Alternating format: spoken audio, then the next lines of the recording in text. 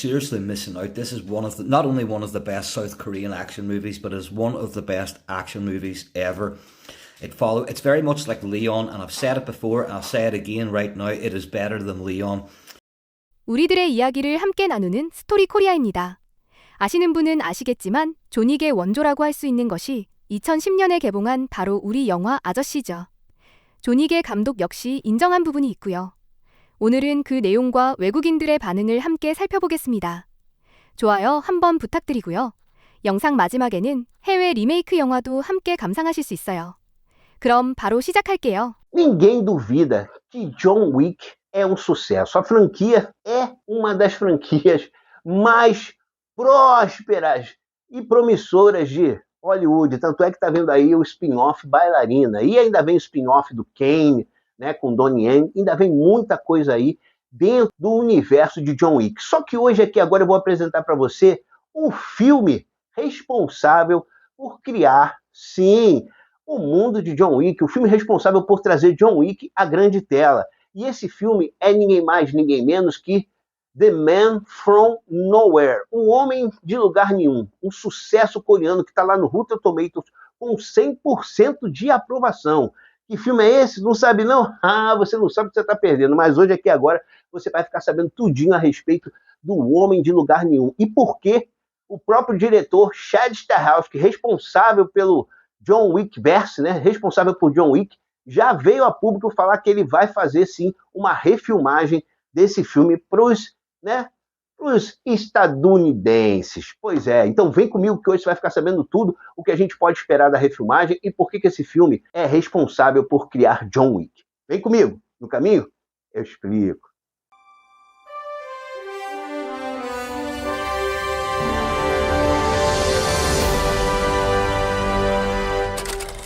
Pois é, lançado em 2010, The Man From Nowhere, O Homem de Lugar Nenhum, segue Cha Tai-sik, sim, o dono de uma loja de penhores, um homem calado, um homem cabisbaixo, um homem que você sente que ele tem ali o peso de um passado, que tem uma certa amizade com a filha com a sua vizinha de nome Sue.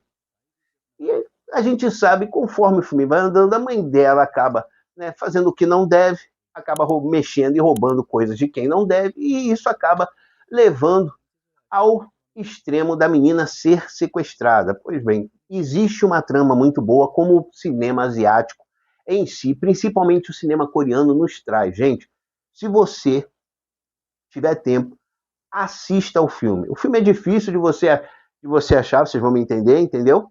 Mas se você procurar, você consegue achar The Man From Nowhere, de 2010. E você vai entender o que faz desse filme ser o que ele é. E você vai ver ali algumas peculiaridades que o personagem de Cha Tai-sik faz, que é igualzinho ao nosso amigo John Wick. Pois bem, igualzinho. Primeiro, a vestimenta preta, tá? Primeira vestimenta preta. E lá pro final do filme, tem uma parte que eu gosto muito. Não, que o cara pergunta para ele, o cara pergunta para ele assim, vem cá, quantas caras você tem aí? É o cara, não, diz aí. É o cara, como assim? Não, porque você tem dente de ouro, porque fora os seus dentes de ouro não vai sobrar nada de você.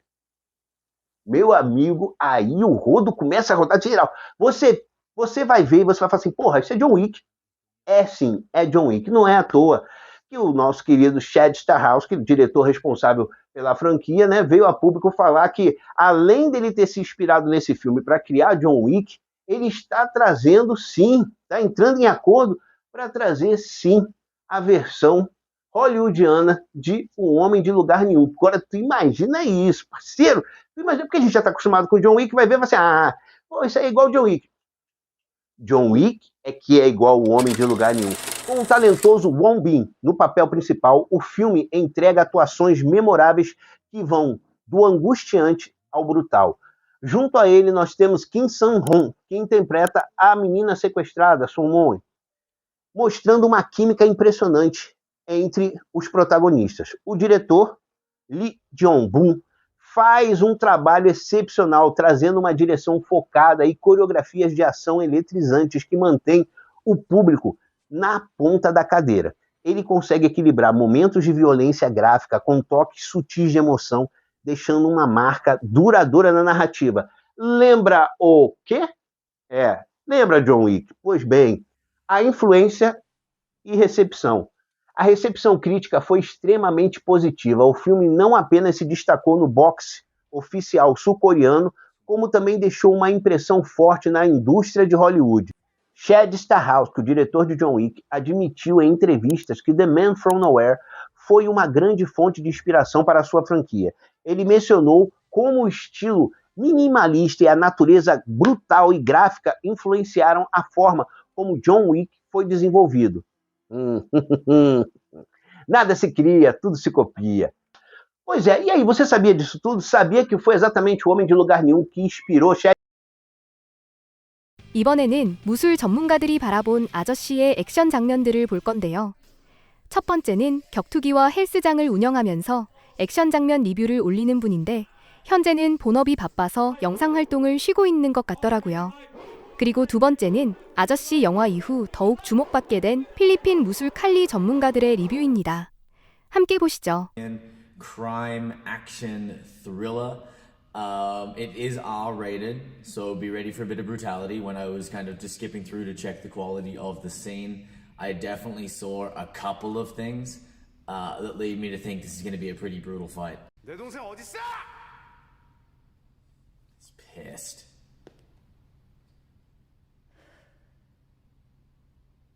Just picks up the job of the eyes. 존치가 몇 개냐? 뭐? 나 전당 판다. 금리빨은 받아. I don't know what he's saying, but he seems scared now. Oh man, that's a handsome dude. 금리빨 빼고 무조리 씹어먹어 줄게. Oh shit. Oh. Oh shit. The no look, boom, knee, boom, headshot. Nice sideways roll there. He's right to the shoulder.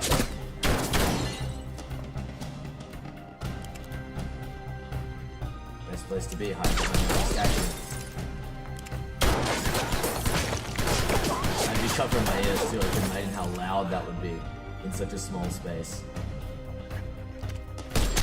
Holy shit, he's merciful, man. Unarmed and cowering.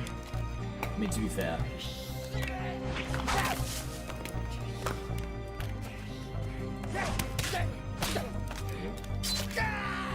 Oh, smart. Keep that guy between you and the others.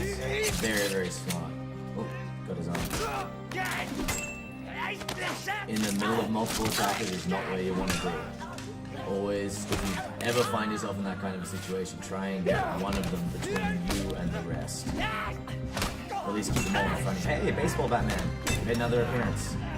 That was a sick takedown. See, when you cut there, this is what we used to grip with, so you cut the arm, he can no longer hold his knife. Oh. And done, dealt with. See how he keeps the one guy between him and the rest of them? Sets an example. Oh, see, he keeps cutting the forearms so that they can't hold their knives anymore with a good arm. Up underneath the armpit too. Oh shit.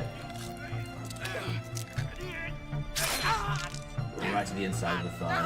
Cut the inside of the thigh. I forget the name of the nerve that's there. I'm sure one of you guys will remind me. Or the artery that's there. But if you cut the inside of the thigh, you can bleed out in like a couple of minutes. Well, put him out of his misery, I guess. Told you guys this is gonna be a brutal one.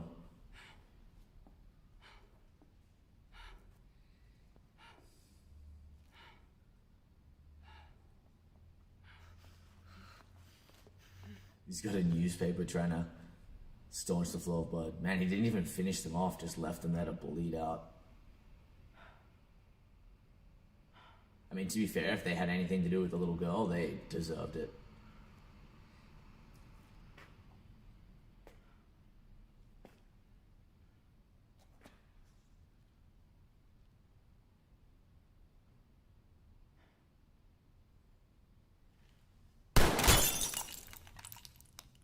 Holy shit. Oh, that's that's pretty gnarly. They did a good job with that. Oh, dude, you've done it now.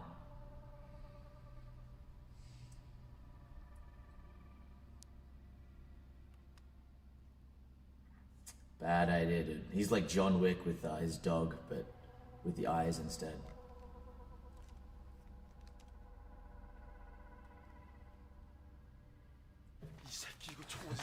That is not a look you want to see on someone's face. 뭐하는 거야, 새끼야? 빨리 챙겨! Trying to get their money and run. 안 죽어, 이 새끼야. 빨리 챙겨. Why? If you have the gun, why not just shoot him? I mean, it's less climactic that way, I guess. The bad guys love to show off that they're better at hand-to-hand combat than the good guys. All the time. They normally lose. Hey, is that a karambit? Or like a similar type of knife? Oh. It's like a karambit versus a straight edge blade. I would never ever want to get anywhere near someone with a knife. The no music's really cool too. Oh, kind of hard to tell who's who sometimes. Oh, the first person cameras. Oh, see the broken fingers up close.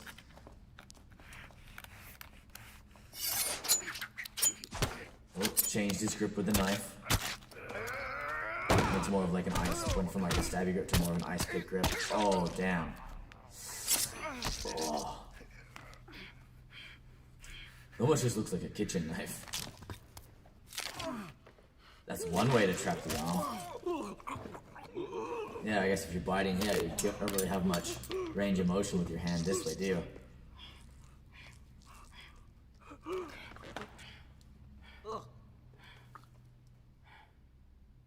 That like ice pick grip scares me, man. Like someone's like this with a knife, you're like, maybe he doesn't really have an idea, but the second they switch to that ice pick grip, you're like, oh shit, guy means business. Not that I've ever been in a knife fight, but talking with all of my experience of fighting multiple people with a knife.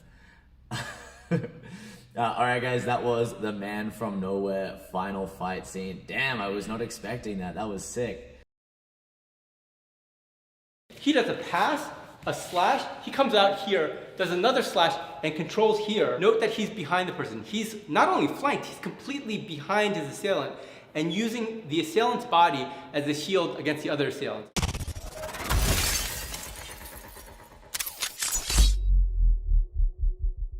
Hello people of the internet. Welcome back to another episode of Scenic Fights, Fight Scenes Breakdown. I'm Logan Lowe. And I'm Chad Vasquez. So we've gotten Instagram messages about it, we've gotten Facebook messages about Some it. scary texts. I don't know how you guys got our Scary numbers. text. Yeah. That's been scary.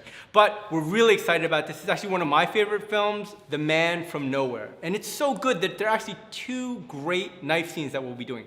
The first one's going to be the melee fight scene with the protagonist Cha against a group of individuals. So let's get right to it. Yep, let's do it. Let's do it. All right, nice. Fight's beginning. Good. Oh, Boom, forward roll. nice. Good. Dragging. I like that. I like that. Just the very beginning of this, there are lots of things I like. The first thing I like is that he's not hunting the body. You see that a lot in movies where people are always trying to hunt the bodies. But as a lot of you have commented before about my saying, oh, make mincemeat of the person, which I would never do in real life. But if I was in a fight, you want to cut the extremities first. One thing that he did was he cut the tendons here. So he's cutting tendons to weaken the man's grip. Because again, this is how you grip. You grip with this side of the arm, and then you open with this side of the arm. So he cut here so that the man was no longer able to grip. And after he was done doing that, knowing that the danger's out of the way, he then proceeded to do the killing blow here on the wrist. Really like that. Why expend the energy to reach for the body if the arm is available for you? Now you see, they're coming to him, so he doesn't have to chase them. So he does have to back up for distance. He's keeping his eye on the other assailants. Parry, attack, parry, attack. Very good. Ooh, yeah, that is brutal. Okay, let's talk about this real quick. One thing I really like about this is that they make use of angles. You'll note that the cameraman is not just staying in one place because the characters are all moving around so much. That's a real fight, right, Chad? Like, you never stay in one place. No. It's also never linear. So he's flanking immediately and attacking from the flank. You know what? Let's break that down right now. In the melee scene, all of the attackers came in a linear way, and then Cha stepped out by parrying with his blade in the ice pick grip, and by doing this, other targets were open for him. For example, the armpit. He comes in here and slashes the armpit. Note that I'm in a position of safety. I'm either flanked or behind the person, where the assailant is now in a place of grave danger. Good. Pass. Look, he's always trying to get to the back. Nice. Cut underneath the armpit. We need to talk about that. Oh, he's in safety behind the guy. One of my absolute favorite scenes is where Cha is finishing off the man in white. As the man in white comes in, he passes here, he does a slash. Notice he comes around here and slashes the throat.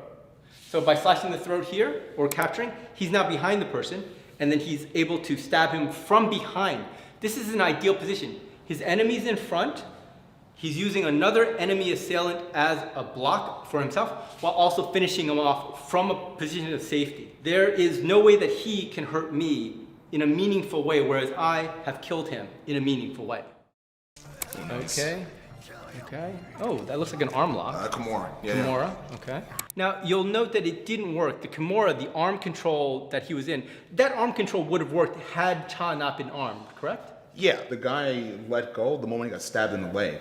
Let's right? take a look at that. Let's break that down. So here, Chad is going to put me into a Kimura, please. Okay, and I'm going to try to not let him. We're going to go slow, but I'm not going to let him do it.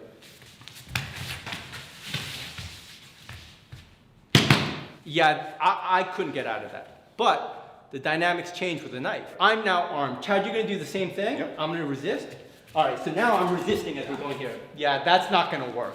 The introduction of a weapon changes dynamics of things. So if this was a street fight and Chad was fighting me, but did not know that I was armed with an edged weapon, he's in danger. Because something that should work, it will no longer work. Totally realistic. And we've actually done some training where you practice having a knife there. And I'll tell you right now, when we tried that, weapons changed a lot when it comes to hands and gloves. So that's for sure a real thing. So far, everything about this scene I love. It's all textbook knife work. Oh, brutal. Okay, some flailing. They're committed to their job. I'd be out, dude. After the fourth guy, I'm gone. They might have good dental. All right. Good point. Good, good. See, now that shows his character. This is a man that's been trained. That man has been trained. That's a killing blow. Now, in this film, the protagonist is a trained special operative. This particular killing scene is, when I saw it, I was really taken aback because it is so accurate. Without getting into too much of the gruesome details, most of the films you see someone's throat being sliced. Here, that didn't happen. He stuck the knife straight through the neck. That is something that is rarely seen. I don't think I've ever seen it, but is definitely taught in special forces. Now there's some grappling involved. I'm gonna let Chad take over from here. Guy's attacking. I'm dodging, and I get 2 points of connection. One in the elbow, one in the neck. I'm guessing that because he's coming in so fast, that with this connection in the neck, he starts pulling down his opponent to the floor. Now remember this rule, where the head goes, the body follows. It's a very common concept you see in different grappling arts, right? Especially in jiu-jitsu, wrestling, sambo, judo, etc. So I have my connections here. I feel momentum, so it seems Charles starts moving out and pulls the guy down to the floor with this grip. So over here, we're landing, and he falls onto his left shoulder. Now this next part is very quick, but here's what we see. The right leg steps over the armpit to base on the floor there. I'll demonstrate. Back step to control the wrist. And it seems like he's using his leg to trap the arm. This allows Charles to use his thumbs to push off the knife, hold on to the hand or wrist to make sure that the arm doesn't get out. And now he's with a free hand, with a weapon, to the killing blow.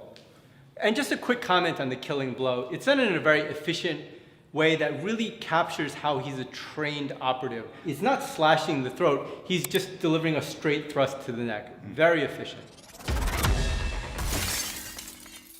Thank you guys so much for recommending this scene. I understand, I get it. It's an amazing film. I watched it as a fan myself. I'm so glad I had the opportunity to review it. This is a perfect scene. One of the things about this scene that I really enjoyed was how it built up Cha as this operative. You could see that he received some world-class training to be a special operative.